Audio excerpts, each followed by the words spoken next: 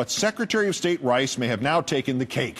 On the Sunday morning interview show of Broken Record on Fox, Dr. Rice spoke a paragraph which, if it had been included in a remedial history paper at the weakest high school in the nation, would have gotten the writer an F, maybe an expulsion. If Congress were now to revise the Iraq authorization, she said, out loud, with an adult present, quote, it would be like saying that after Adolf Hitler was overthrown, we needed to change then the resolution that allowed the United States to do that so that we could deal with creating a stable environment in Europe after he was overthrown. The secretary's resume reads that she has a master's degree and a PhD in political science. The interviewer should have demanded to see them on the spot. Dr. Rice spoke 42 words. She may have made more mistakes in them than did the president in his State of the Union address in 2003.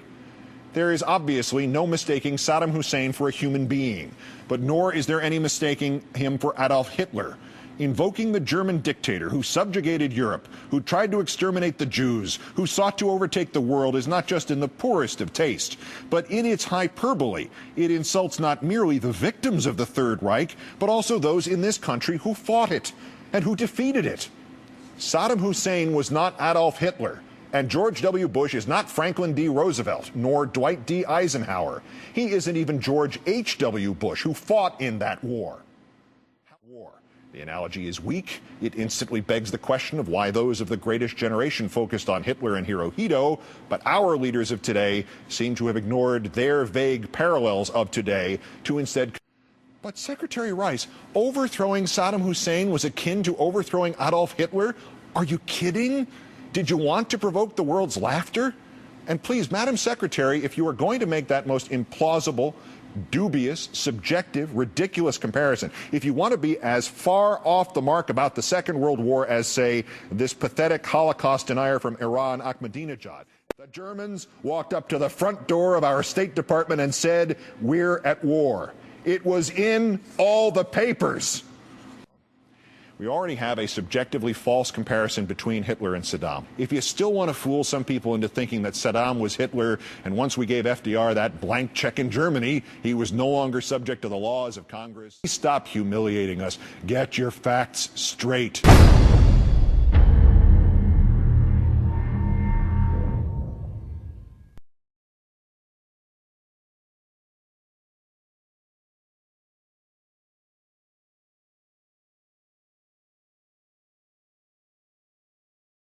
There's a lot of stuff floating around that younger Americans have to hear and they have to digest, and they don't know what's true, and they don't want.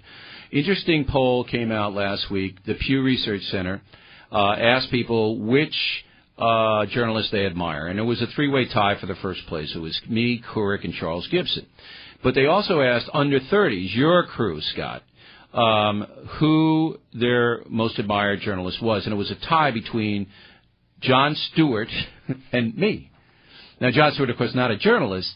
He's a maitre d', isn't he? I saw him at a restaurant. So does that mean you win by default? No, but what was flattering to me is that Americans under the age of 30, a lot of them feel the way that Scott does. And I'm glad. Now, but I will caution all younger listeners and viewers to the factor. I don't want you to think the way I think.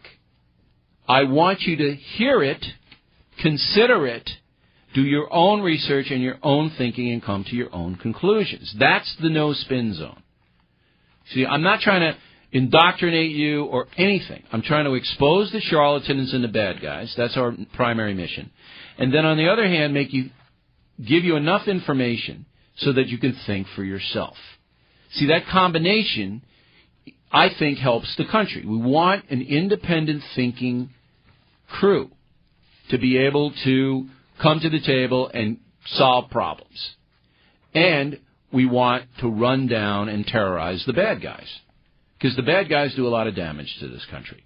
So anyway, I appreciate the call very much. Scott, we'll take a quick break. Be right back as The Factor continues. You're in the No Spin Zone with Bill O'Reilly.